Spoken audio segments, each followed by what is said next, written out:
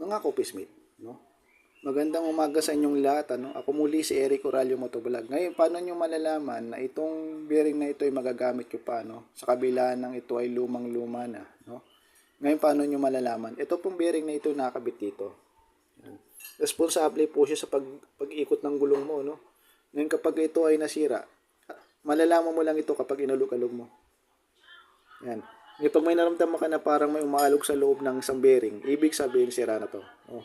At lalo na kapag halimbawa itong nasa gitna na to, ng bearing na ito, ay umuuga na rin, ano? Hindi na po siya magagamit. No? Paano naman kaya kapag halimbawa, pagtanggal ko ng gulong, tanggal pati mga bulitas, no? Mga office-mate, huwag mo nang antayin na yung bearing ay tuluyan ng mabasag at saka mo palang malalaman na sira na, no? Napakadelikado mga ka-office-mate, halimbawa napakadelikado na bumabiyahe ka at nabasagan ka ng bearing at yung gulong mo ay nawala na sa tamang ikot, pwede kang maaksidente, no? Mga ka-office-mate, ito ay sinasabi ko lang sa inyo, totoo, no?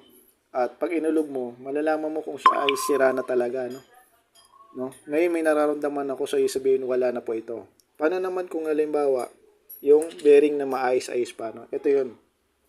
Pag inalog mo siya at wala kang naramdaman na kahit galawin mo tong gitnang to ay okay pa, no? So wala ka pang maramdaman na parang umaalog sa loob, no? Pwede pang gamitin mga ka-office-mate, ano? Tapos siya po pala, no? Sabihin niyo sa akin mga ka-office-mate kung itong tinatawag natin na C-Works ay matibay, no? Sabihin niyo po sa akin, comment down below, kung ito ba ay matibay at original at saka na natin ikakabit dito sa ating gulong ng ating motorsiklo, no? Ito po ba ay matibay at ito po ba ay original? Malalaman niyo po yan kung nakalagay Toyota Chusho. Pag Toyota Chusho, yan po ay matibay, no? Matibay na klase ng bearing. At kapag ka ito ay binuksan mo, makikita mo yung loob niyan kung halimbawa singtibay siya na halimbawa na binuksan mo siya, naka-plastic pa siya at papansinin mo, yan napakatibay ng mga office-mate, ano. Ngayon comment down below sa inyo kung ito po ba ay maganda at matibay. Sabihin nyo sa akin mga office-mate, comment down below. Yan Toyota po yan, Toyota. Original, no?